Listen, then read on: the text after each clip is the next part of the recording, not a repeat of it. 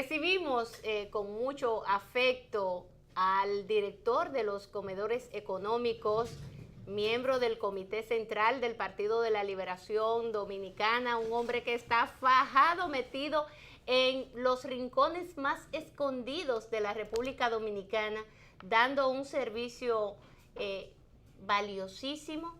Y como decía Juan Bosch, comer es primero. Las 3 papas calientes que hay que llevarle a los dominicanos porque es un derecho adquirido, lo establece la propia Constitución de la República Dominicana, derecho a la alimentación.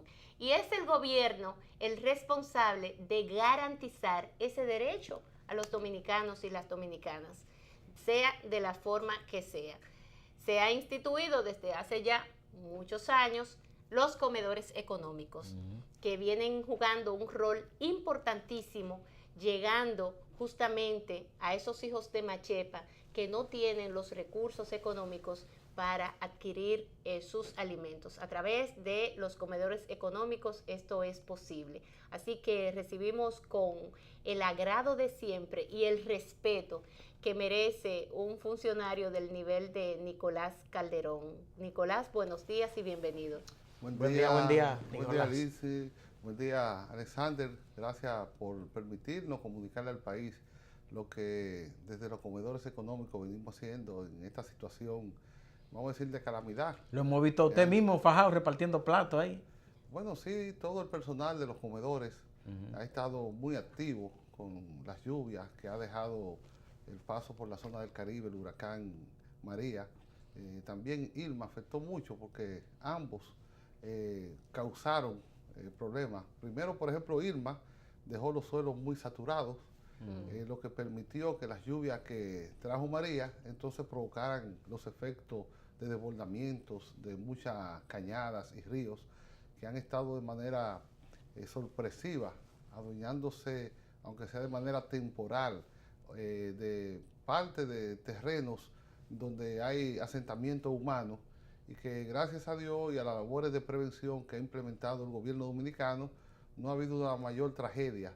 Por ejemplo, nosotros ayer mismo estuvimos en Ramón Santana, en un lugar que dicen Paso al Medio, donde estuvimos conversando con 3 personas que milagrosamente salvaron la vida porque estaban acostados y de repente sienten como que se están mojando.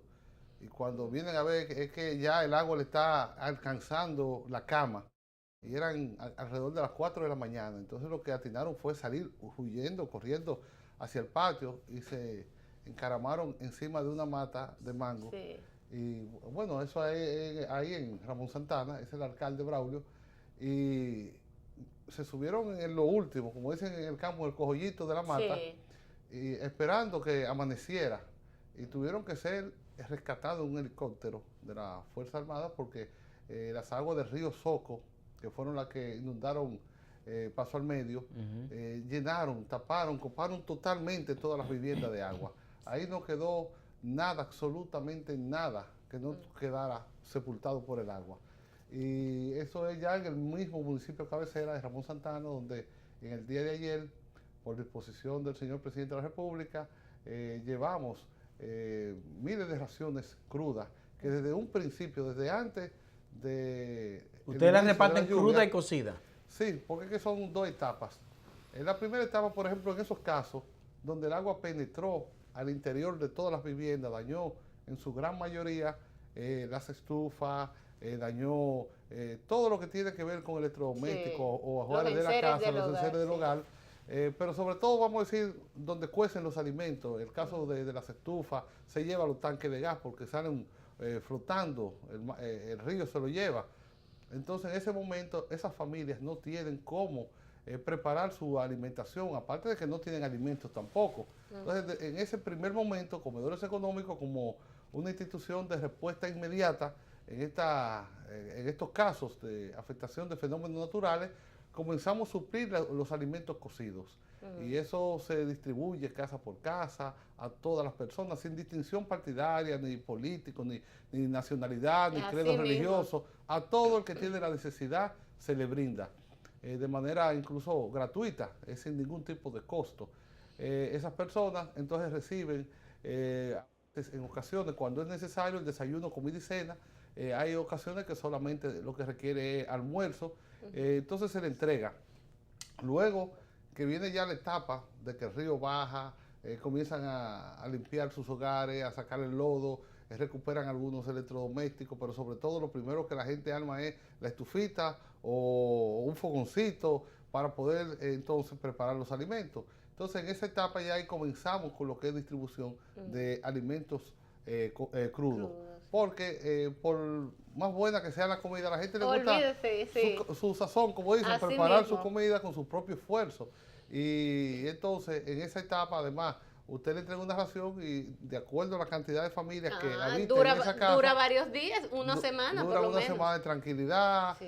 4 o 5 días, y entonces eso le lleva tranquilidad. ¿Y por qué tiempo ustedes piensan mantener esos operativos? Bueno, la orden que tenemos por parte de la Presidencia de la República, del presidente Danilo Medina, es que permanezcamos hasta tanto esas personas comiencen a retornar a sus niveles habituales de vida.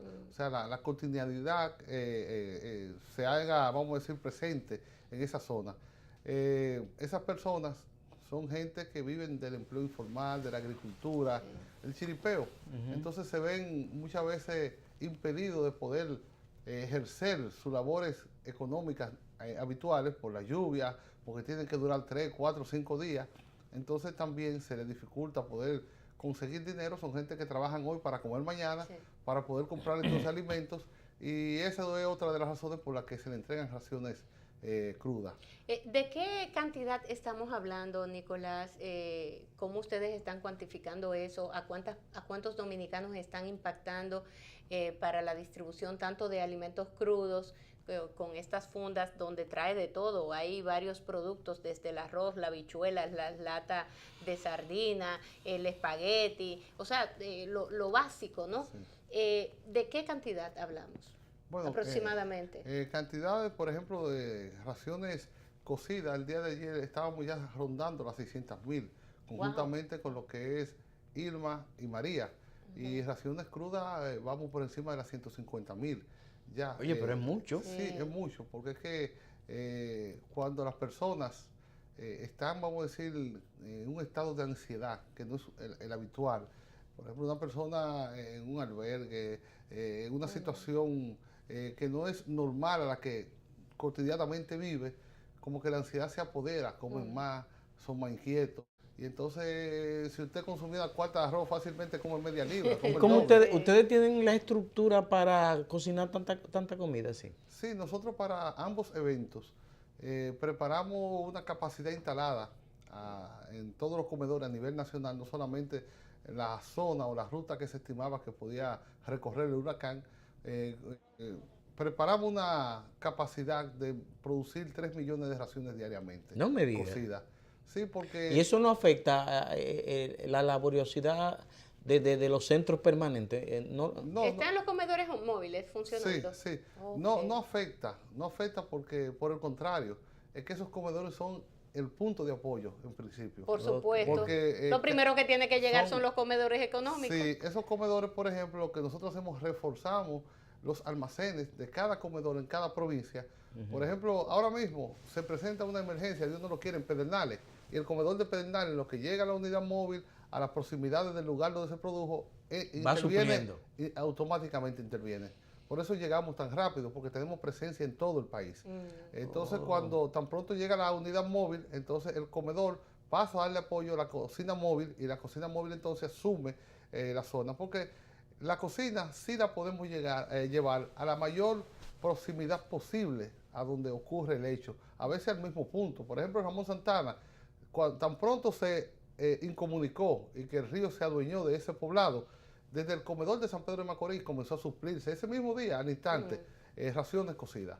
Tan pronto el río bajó, que nos permitió el acceso vía terrestre, llevamos una cocina móvil al mismo Ramón Santana. Y desde el mismo Ramón Santana se le está brindando alimentos a 1.700 y pico de personas que hay en ese poblado. Sí. Wow. ¿De qué estamos hablando? O sea, los comedores económicos en momentos como estos cumplen un rol fundamental, porque lo primero que hay que suplir es alimentos y es lo que ustedes están haciendo. Ahora, el proceso de duración estimado, de cuánto estamos hablando. Y además, Nicolás, los recursos económicos, porque estos son eventos que son inesperados, Sí, donde hay que comprar, abastecerse de una serie de productos, triplicar, quintuplicar muchas veces la cantidad de alimentos que ustedes usualmente tienen que adquirir. ¿Pasan ustedes a algunos fondos especiales que se le destinan? ¿Cómo lo están haciendo? ¿Cómo se hacen? Sí, normalmente la Presidencia de la República, a través de un fondo de emergencia que existe Sí, instituido sí. por ley en el presupuesto general de la Nación, tiene una partida, un capítulo que para los casos de emergencia, y entonces normalmente cuando hay ese desbordamiento en cuanto a situaciones de catástrofe, se recurre a ese fondo, y ese fondo entonces permite sufragar los gastos en que incurren de manera extraordinaria algunas instituciones, como es el caso de comedores económicos y otras más como Plan Social, INVI, Obras Públicas y todas las instituciones que intervenimos de manera rápida e inmediata. Nosotros estamos llamados en los próximos días incluso a hacer una licitación de urgencia porque normalmente cuando uno se abastece, que uno convoca un proceso de licitación, uno toma en cuenta un porcentaje mínimo para cualquier eventualidad, Sí. ya sea que el consumo se nos dispare o que se presenten algunas emergencias. Y uno estima entre un 10 y un 30% más de lo que normalmente uno puede consumir en un trimestre o un semestre. Pero lo ocurrido es que entonces se nos han desbordado el consumo interno a nivel nacional, lo que es la demanda, pero también entonces al venir todo esto, uno tiene un alto consumo. Cuando se dan esos desbordamientos, ¿ustedes le dan el mismo tipo de alimento que dan en los fijos o qué ustedes hacen? ¿Qué tipo de alimento que le dan? Se le da esencialmente el mismo, porque el dominicano es muy apegado a su Al dieta, arroz. a su dieta tradicional. Sí, el Sí, arroz con habichuela, sí. el morito. Sí, usted le podrá dar, por ejemplo, un pan un día, pero si el segundo día le lleva pan, hasta lo insulta, ¿verdad? Sí. Entonces, porque ellos entienden que comida es arroz, habichuela y carne. Sí. Entonces, normalmente nosotros lo que recurrimos a hacer un plato lo más manejable posible. Y lo sometemos a veces a cantidades, Sí. como es un día locro de cerdo, el otro día un locro de pollo, un locro de sardina, un locro Sí. de arenque, y así entonces, por ejemplo, de desayuno normalmente brindamos avena o harina o un arroz con leche. ¿Ah, ustedes dan y así. desayuno también? Bueno, a los casos de los albergados sí, porque ahí el Estado Claro. tiene que asumir, vamos a decir, la manutención mientras ellos estén en estado de albergado. Y entonces hay que darle, muchas veces hay niños menores, en la gran mayoría de los casos, hay niños menores que están en los refugios, los albergues, entonces hay que alimentarlo, hay que darle alimentación Nicolás, usted que ha tenido que recorrer tantos lugares, el político ahí es usted, porque la directora del Plan Social de la Presidencia incluso fue criticada por la prensa por su arrogancia. Y no, yo sí fui, no, y discutir si tú fuiste o si tú no estuviste, eso es un tema. Pero usted es un político, usted no se va a inventar con usted. Y en su caso, que es un militante y es un verdadero político que viene haciendo su labor de político desde hace tantos años a lo interno del Partido de la Liberación Dominicana, ¿cuál ha sido el gran drama eso que le ha impactado o que ha resultado jocoso dentro de todos esos recorridos? ¿Cuál ha sido su experiencia en todos estos recorridos, en esta nueva etapa de Nicolás Calderón, ahora otra vez dirigiendo los comedores económicos, que se siente bastante, no por populismo ni mucho menos, sino por la labor, el rol que juegan unos comedores económicos en un país donde el 40% de la población es pobre? ¿Cuál ha sido el drama? Bueno, ¿Cuáles han sido, o esos momentos jocosos, digamos, no? bueno, algo jocoso como ocurrió hace una semana y media o 2 semanas en Palo Verde, en el kilómetro 17, yo penetré a un albergue y entonces me encontré con una señora que es sanjuanera. Ajá. Y me explicaba que ella vivía en Montecristi porque se había casado con un hombre, porque entendía que el hombre estaba en salud y a los 7 meses se le muere. Ay, Dice ella. Entonces yo le digo, bueno, lamento mucho. Dice, sí, yo estoy desorientada, porque este es el cuarto marido que se me muere. Dice, pero ella me lo está diciendo apelando a su sinceridad. Y entonces me dice, y ahora tengo 7 muchachos, y mire la situación en que me encuentro, yo necesito que me ayuden con una casa, con la alimentación. Digo, sí, pero mire, lo que llega a la casa y un buen marido, mire, 2 puntas. Entonces, porque ella se quejaba de su situación de que 4 hombres ya se le han muerto. Entonces, cualquiera no quiere casarse con una doña así. No, yo salimos Raúl y Veloz de ahí porque no vaya a hacer cosas. Sí, y entonces, y un drama humano que sí me golpeó mucho, porque uno que es padre, un albergue que fui, justamente también en Montecristi, y andaba acompañado de una periodista del Listín Diario, la querida amiga Adriana Peguero, y otros medios más. Pero yo me detengo a hablar con la gente, ver cómo le están tratando, si le está llegando la alimentación, y me veo con esa persona, una menor, y le digo, ¿qué te pasa? ¿Tú estás embarazada? Me dice, sí, estoy embarazada. Digo, ¿pero cómo hace? ¿Cuántos años tú tienes? Me dice, 11 años. Oh, Dios mío. Tenía 7 meses de embarazo. Dios mío, eso 11 años. Sí, eso como que casi yo me caigo. Literalmente, y digo, no puede ser. Le digo que tú estás embarazada. Y me llené de indignación. Y me sentí tan mal que llamo a Adriana y digo, venga a ver, Adriana, venga a ver este drama. Entonces comenzamos a hablar y resulta que está embarazada de un menor también. Dios mío. Y ella lo decía, digo, ¿y dónde está tu padre? No, él no está aquí, ella estaba sola en el albergue. Con 7 meses de embarazo, 11 años de edad, cumple años en enero. O sea, que va a dar a luz a los 11 años. Una menor. Entonces, eso uno como padre, como que lo golpea, como uno dice. Una bebé, porque es una niña, todavía ni siquiera entrando a la etapa de la adolescencia. Está en la preadolescencia, porque imagínese usted con 11 años. Bueno, y después vi que el periódico Listín Diario hizo un trabajo y que fue tema durante unos días, el tema de esa menor. Pero es una verdadera tragedia humana, y como ella, ya por ejemplo prácticamente un 20%, un 24% de niñas y adolescentes sufren embarazo a temprana edad. Y eso golpea mucho, y uno lo ve en los medios, pero cuando usted lo palpa de manera directa y real, uno como que golpea al ser humano.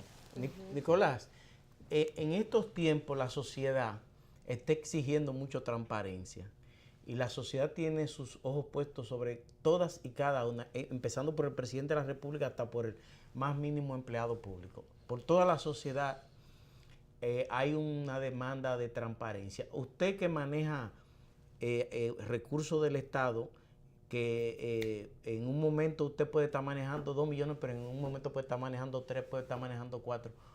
¿Cuál es la garantía de transparencia que usted tiene en los comedores económicos, partiendo de toda esta exigencia que hay en la sociedad?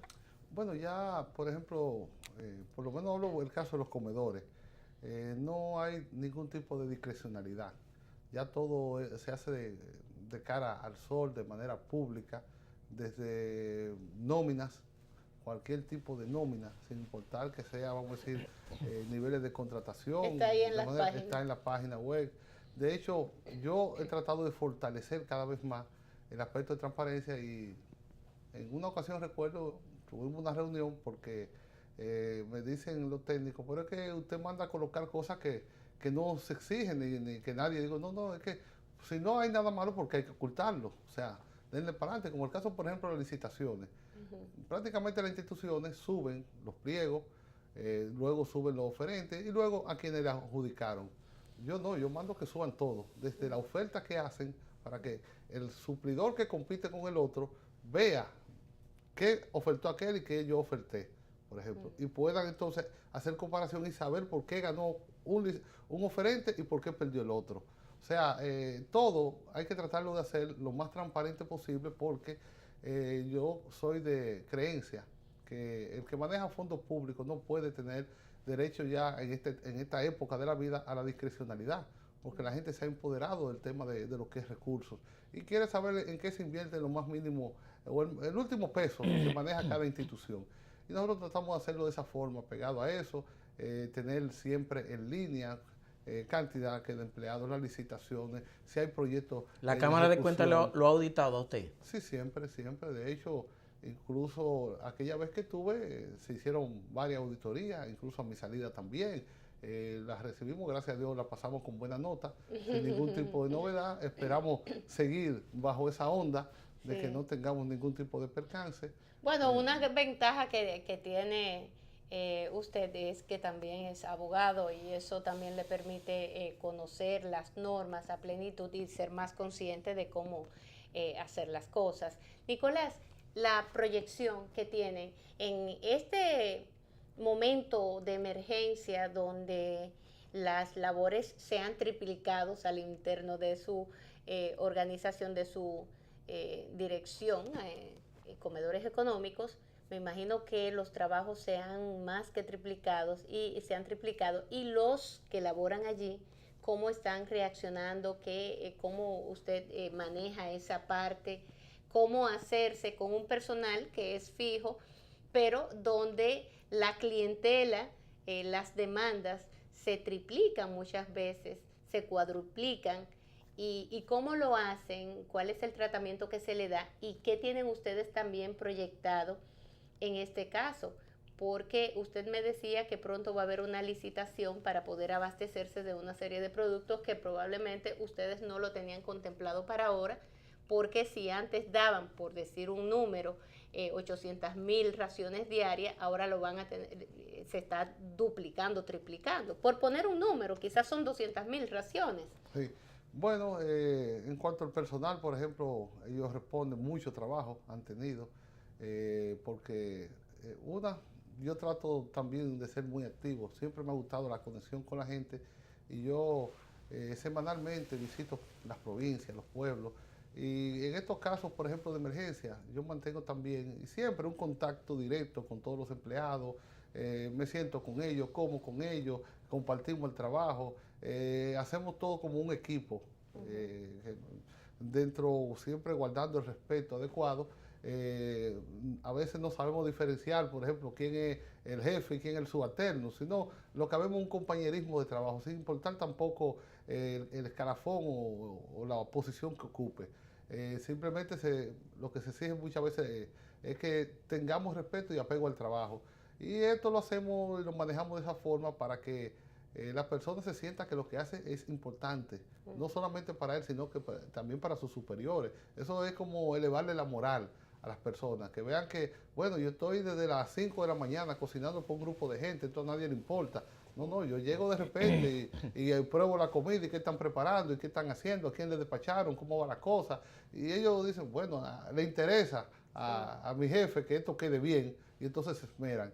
O sea, esa sinergia que uno hace con el empleado, gracias a Dios uno tiene esa ventaja, que se sienten cómodos trabajando, aunque sí es muy trabajoso.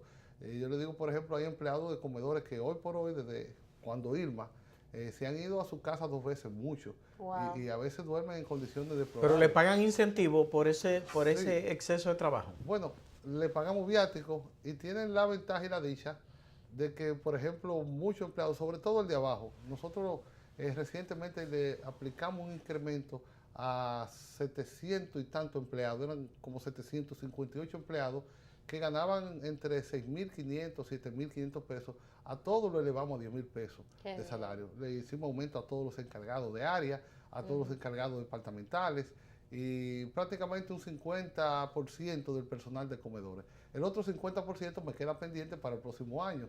¿Y cómo va lo del presupuesto? Porque el presupuesto se lo aumentaron a mucha gente. ¿Qué pasó con los comedores económicos? Creo que no van a hacer un ligero aumento.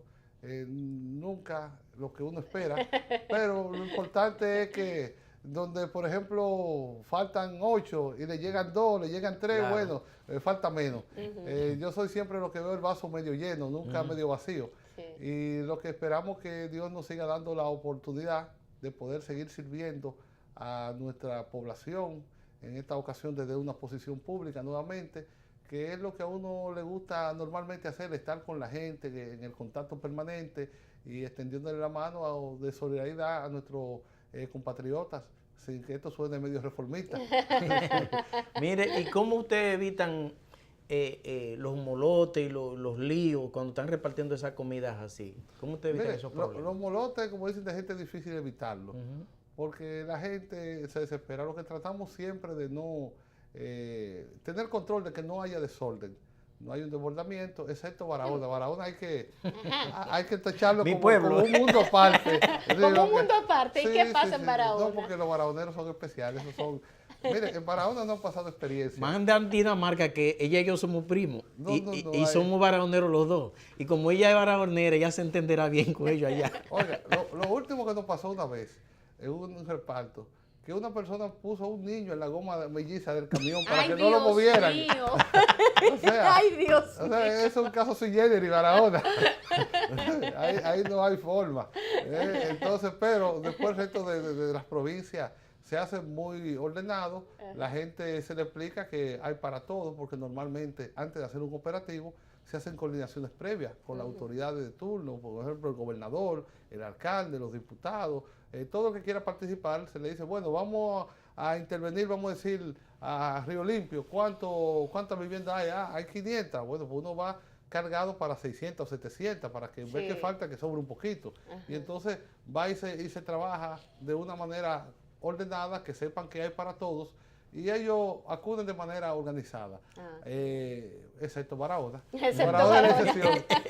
No, porque cuando usted ve que le ponen un niño en las mellizas del camión, esto es increíble. Nicolás, hay otros temas que quisiéramos abordar también, temas políticos. Ya al final vamos a hablar de los planes que tienen para diciembre, porque Navidad está aquí al doblar de la esquina, pero antes de eso, hay un tema que se está debatiendo y existen las expectativas de que este próximo lunes 2 de octubre se reúna el Comité Político del Partido de la Liberación Dominicana con el propósito de conocer un punto que ha sido nodal y que ha traído mucha controversia a lo interno del PLD. Incluso están saliendo cosas ahí que yo creo que el matiz que está tomando no es el más agradable, o la prensa lo ha querido poner así, confrontación entre un grupo y otro dentro del PLD, la gente de Lionel que tiene una posición, la gente de Danilo que tiene otra. Luego la posición de Felucho Jiménez, que ha dicho no, Danilo dijo que no, que él no tiene preferencia con que sea padrón abierto o cerrado. Pero me gustaría saber qué piensa Nicolás Calderón respecto a la utilización de padrón abierto o padrón cerrado, cuál es la posición que usted tiene, y también usted que tiene contacto con tantos dirigentes del Partido de la Liberación Dominicana, ¿qué se siente a lo interno de su organización con este tema? Porque por las informaciones que tengo ha traído mucha reacción a lo interno del PLD. Bueno, mire, todos aquellos que somos militantes políticos entendemos el valor que tiene para una organización lo que es poder organizar su propio proceso, que participen los militantes que tienen la calidad para actuar a lo interno, aquellos que hacen el trabajo electoral en el campo, en el terreno, y que son los que conocen cómo el andamiaje político, cómo ganar unas elecciones. Ellos sienten, vamos a decir, que hacer quizá una primaria con padrón abierto, entonces pierde el militante algunos niveles de importancia, porque ¿de qué es dirigente? ¿De qué le vale ser dirigente de nada si ya ahí eso se pierde? Ya usted no decide nada, lo decide todo el mundo. Pero además los partidos políticos, las agrupaciones políticas son como especies de clubes, vamos a decir, el derecho y un derecho constitucional a agruparse, el derecho a la agrupación partidaria, es como un segmento. Entonces, ese grupo, ese conglomerado, es que tiene derecho a decidir sobre lo que quiere para ese grupo. Entonces, exteriorizar, que sean desde afuera, que decidan qué hay que hacer a lo interno de determinado grupo político, es un poquito, vamos a decir, hasta peligroso, porque desmotiva, desvincula a la gente, se desinteresa, pero al final son decisiones que el comité político sopesará y determinará qué hacer. La opinión, por ejemplo, de uno como miembro del comité central en ese aspecto quizás no aporta mucho, porque es una discusión ya a otro nivel, donde ellos, me imagino, sobre todo los dos líderes de la organización política, se pondrán de acuerdo y creo que están muy cerca de hacerlo, porque no hay posición cerrada, como usted decía. Ambos entienden que el consenso, aplicarlo para la ley sí es necesario, y no es que tienen posiciones cerradas, tienen puntos de vista, y lo que ahora lo sociabilizarán y como en otras ocasiones saldrá algún tipo de solución a cualquier tipo de impasse, si es que existe, pero hasta ahora no hay ningún impasse. Lo que hay es, vamos a decir, quizás algunas visiones diferentes que quizás no están tan lejos de ponerse de acuerdo. Mira, porque la realidad es que necesitamos una ley de partido, porque hay que tratar de que los procesos electorales a lo interno de cada partido tengan un árbitro creíble, como el caso de la Junta Central Electoral. Ya todos los partidos se han quedado sin capacidad, o vamos a decir, sin una autoridad que pueda arbitrar un proceso, porque lamentablemente ya todo el mundo lo encasillan en algún tipo de agrupación a lo interno de todos los partidos, el que no es de un lado, que es del otro, sino de aquel, o sea, ya la diversidad existente en cada partido obliga a que tenga que haber un árbitro oficial. Sin embargo, Nicolás, y quizá usted me puede dar luz en ese sentido, yo tengo una postura pesimista. Yo pienso, por el contrario, que la cúpula de los partidos no le interesa aprobar la ley de partido y el régimen electoral, porque a ellos les conviene manejar sin ninguna regulación, sin ningún orden, como ha venido haciendo hasta ahora, que ponen a Lindsay, quitan a Alexander, ponen a Calderón, ponen a y manejan las cosas a su antojo. Y yo soy de los que piensa que la cúpula de los partidos prefieren seguir en ese desorden porque les conviene. Pero esa es la parte menos conflictiva de la ley, porque en la ley, y ya consensuado, existe lo que es la cuota de la cúpula política. O sea, el manejo seguirá. O sea, en cada elección interna hay una cuota reservada para todos los partidos que lo maneja la cúpula. O sea, eso es lo menos conflictivo. El conflicto está muchas veces en el temor que existe en que en un proceso interno otra organización política que tenga interés en que determinada agrupación presente los peores candidatos o presente candidaturas débiles pueda influir en la elección de otro. Por ejemplo, si en el partido, vamos a decir, verde, por decir un color, hay un proceso interno y el partido azul quiere hacer que sea el peor candidato a aquel lado, puede influir haciendo que su militancia vote por un determinado candidato a lo interno de otra agrupación. Entonces, ese candidato que va a resultar ganador por el apoyo externo puede ser que sea la peor carta que presenten y entonces sea el blanco más fácil de derrotar. Entonces, ese es el temor que tiene cada partido, que quieren entonces que cada partido presente el candidato que quiere su militancia. Además, eso lo motiva más por el trabajo porque hay una mayor conexión. ¿Y en cuanto a los financiamientos? Es que el financiamiento de los partidos, independientemente del que entrega la Junta Central Electoral, va siempre a primar sobre la base de la posibilidad de cada partido. O sea, el partido que mayor posibilidad tenga, ese normalmente recibirá mayores aportes. Lo que tiene es... Sí, pero yo le hablo en la transparencia en el manejo de esos recursos. Esa es una ola internacional y hacia allá vamos. Con ley o sin ley estamos obligados a transparentar lo que son las recaudaciones, lo que es el gasto en campañas electorales. Estamos obligados a eso ya. Sin embargo, hay una realidad. Por ejemplo, muchos de los empresarios que hacen aportes a los partidos políticos no quieren que se revelen sus nombres. Sí. Además de que uno aporta en un partido, pero también aporta en el otro. Y de acuerdo a las posiciones en cuanto a porcentaje se refiere, o sea, las mediciones que se hacen en las encuestas, de acuerdo a la posición que ocupe cada uno, en esa misma proporción le destinan recursos. O sea, también esa es otra parte que los políticos lo están tomando en consideración. El tema de los recursos económicos y cómo se aportan y quiénes lo aportan, cómo transparentarlo a tales niveles de que también se conozca quiénes son los que están aportando, cuando a esos otros grupos no les interesa, en este caso a los empresarios. Sí, porque hay mucho, como dice Lindsay, empresarios que dicen, bueno, vamos a aportar $1.000.000, vamos a ver quién está en primer lugar, a ese le toca 40, al que está en segundo le toca un 20, al que está en tercero un 10, y así por el estilo hacen la distribución, pero también este es un país de gente que vive chiva todo el tiempo, viven medio ariscos. Y entonces por ahí piensan que pueden conectar con lo que es declaraciones impositivas en cuanto al impuesto, y dice, bueno, pues si tú aportaste tanto por la campaña es porque estás ganando mucho. Entonces, hay muchas cosas, pero lo que me refiero, los partidos están obligados ya a que, independientemente de que reciban mucho o poco aporte, lo que reciban, tener que transparentarlo. Es decir, hemos recibido esto en esta campaña electoral y hemos gastado tanto y lo hemos gastado de esta forma.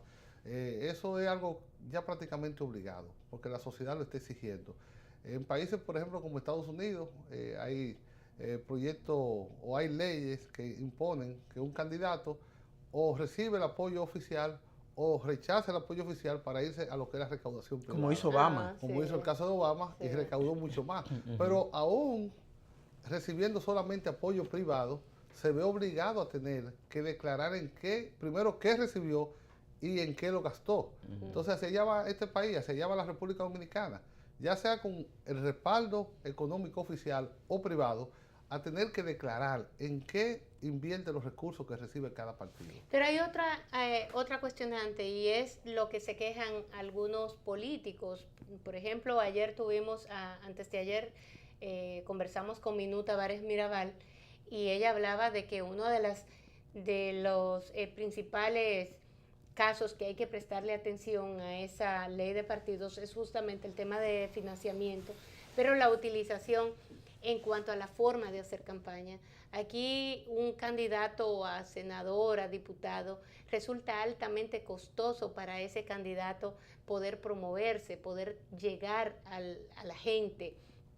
Y las modalidades que existen hasta el momento son altamente costosas. Estamos hablando de publicidad, valla, y vienen también los improvisados con mucho dinero, que son los partidos políticos los que también permiten que esos que no han militado, que no son formados políticamente, pero que traen 7 fundas de dinero, entonces eso lo eligen como su candidato, su representante, y saltan y aplastan a todos aquellos que sí tienen derecho adquirido porque han militado durante tantos años, pero ese que tenía más dinero es el que se impone. O sea, en ese sentido, la regulación también, hasta donde usted aspira a que se lleve para hacer, digamos que una campaña más digna, por un lado, y sobre todo más democrática, donde no sea la parte económica la que prime de un candidato o no, y sino las condiciones que ese candidato pueda tener y las propuestas de ese candidato. Pero para eso se necesitan regulaciones, porque imagínese usted que un candidato que tiene mucho dinero empieza a repartir cuartos por todas partes, tiene para colocar spot en todos los programas y canales de televisión y radio que quiera, en fin, todo un arsenal de cosas en cuanto a material se refiere para promoverse como candidato. Bueno, lo que pasa es que ya el dominicano ha hecho una cultura de que los tiempos de campaña política son tiempos de zafra. La campaña política la gente lo ve como una oportunidad para poder conseguir dinero, poder conseguir cosas. Por ejemplo, yo estuve dirigiendo el proceso en Santo Domingo Norte y nosotros semanalmente medíamos nuestros candidatos y lo contrario, para ver cómo iba evolucionando cada semana que pasaba. Y a nosotros nos llamó la atención, por ejemplo, el hecho de que en La Victoria, el candidato a director del distrito municipal, bajó mucho en las encuestas, no bajó. Y cuando le digo a las personas que me hagan un cualitativo de las razones, la principal razón era que él le decía a la gente, yo no tengo dinero. Entonces la gente comenzó a alejarse. Entonces yo recuerdo que lo llamo y le digo, mira, no me digas más que no tiene dinero. No digas más, al contrario, que tú le puedas dar 200 pesos, regálaselo, tú le puedas dar 500. Y cuando comenzó a cambiar eso, él mismo notó cómo la gente le caía atrás, que tuvo hasta que en los últimos días tuvo que dejar de dormir en su casa. Porque entonces yo le decía que esto es increíble. Pero lo real es que hay que regular los procesos. Hay que tratar de que la gente pueda competir en igualdad de condiciones, pero la parte económica es muy difícil a veces limitarla, porque siempre un candidato tendrá más que otro. No existe la paridad económica entre un candidato y otro. Un candidato, por ejemplo, y lo vemos en cada campaña, hay candidatos que tienen posibilidad de poder colocar muchísimas vallas y afiches, hay otros que no tienen esa posibilidad. Y a veces obligar a uno que pueda tener la posibilidad que disminuya esa inversión es difícil, porque si puede demostrar de dónde obtiene los recursos y cosas, es normal. Lo que hay que tratar de que retomemos el tema de las propuestas políticas, que la gente se empodere y que le exija a los políticos el cumplimiento de su promesa durante los procesos electorales, y tratar siempre los partidos, cuidarse de llevar siempre candidatos sanos, candidatos que no se vean vinculados a cosas oscuras, porque todos los partidos tienen gente que a veces llegan por la influencia del dinero, pero que no tienen una procedencia sana, y eso afecta mucho lo que es la imagen partidaria, la imagen de los partidos y el sistema completo. Nicolás, esta semana es la última semana del mes de septiembre. Finalizada esta semana, empieza el mes de octubre, y con octubre se empiezan a sentir las fiestas navideñas, se empieza a sentir el aire navideño, y los comedores económicos siempre son uno de los primeros que tienen que estar ahí también. ¿Ya tienen programado eso? ¿Cómo están viendo esa parte? ¿Cuándo el gobierno también piensa un poco activar esa parte que es importante, sobre todo luego de pasar por tantas tragedias aquí en República Dominicana? Como que hay que darle un poco de vida, de chispa a la gente. Bueno, nosotros estamos pensando en hacer especie de una cenas navideñas, festivas, en todo el país, que consiste en llevar la cena navideña de manera gratuita a las comunidades, donde vamos a coordinar con las gobernaciones y algunas alcaldías a hacer fiestas. Entonces se le brinda la tradicional cena navideña, el moro de gandules con lechón asado, pollo horneado, manzana, telera, uvas y refresco para los niños. Un ambiente festivo, que la gente comience a sentir ya el espíritu navideño y que comience ya a desconectarse de los problemas que ha traído el año completo y comience a ver ya de manera positiva el fin de año y el inicio del próximo año. Entonces nosotros tenemos una gran tarea y estamos proyectando hacer aproximadamente unas 150 cenas a nivel nacional. Wow, pero sí. Eso no, porque eso va a ser en los comunes cabecera de las provincias. En los comunes cabecera y algunos municipios también. Nosotros siempre lo hacemos cada año y tratamos de llevar alegría a esos hogares, y Dios mediante creo que lo haremos, porque ya es una costumbre, una tradición, y la gente lo espera, y desde ya comienzan a llegarle a uno comunicaciones de las alcaldías. Sí. Uno quisiera a veces complacerlo a todos, pero son muchos, y normalmente lo hacemos con las cocinas móviles, y tenemos 40 cocinas, y entonces no alcanza para hacerlo a la vez. Y aquí en la parte norte de la ciudad, La Ciénaga, Capotillo, esa parte por ahí, ¿usted no lo incluye? Sí, lo hacemos, hacemos fiestas bajo ese mismo esquema, ese mismo concepto de una cena popular abierta donde todo el mundo participa. Tratamos de que en ocasiones hayan orquestas que puedan animar el momento, amenizar, y todo, gracias a Dios, hasta ahora se da sin ningún tipo de percance. La gente contribuye y colabora. Bueno, yo le hacía la pregunta porque como se han destinado tantos recursos ahora para esta emergencia, hay que tener los chelitos ahí, el presidente que vaya buscándole los chelitos de la Navidad, porque aquí la gente no juega con eso de la Navidad. No.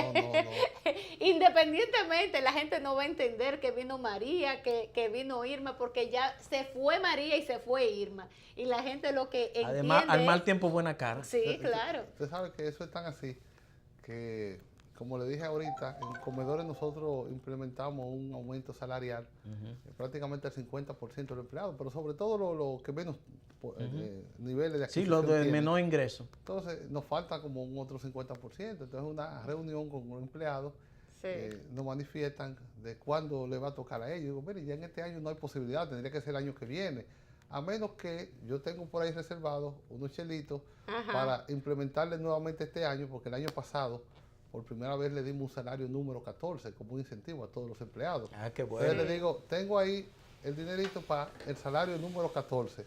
Entonces le digo, si ustedes quieren, cogemos el dinero del salario número 14 y se lo transferimos en aumento a ustedes, pero no hay salario 14. No, deje eso ahí tranquilo, que es lo del robo. Nosotros esperamos enero.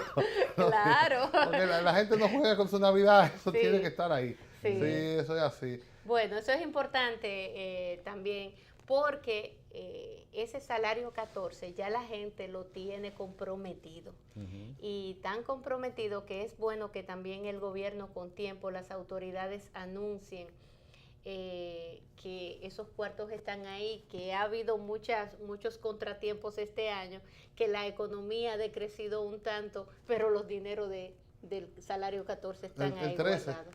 Digo, el salario 13. Lo que pasa es que nosotros le implementamos un salario 14. Ah, o sea, ese le es dimos bueno. un salario más. Sí. El salario 13, perdón. Exacto. Es que allá le tienen...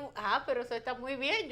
Yo voy a ir a buscar trabajo allá. Sí, no, entonces es un incentivo porque el personal de comedor es muy laborioso, muy fajador, se sacrifica mucho. Además se lo han ganado en este año. Se lo ganan, sí, se lo ganan. Entonces, el año pasado, con la anuencia del presidente de la República, le planteamos poder darle un salario número 14 a esos empleados que habían pasado una tormenta fuertísima el año pasado.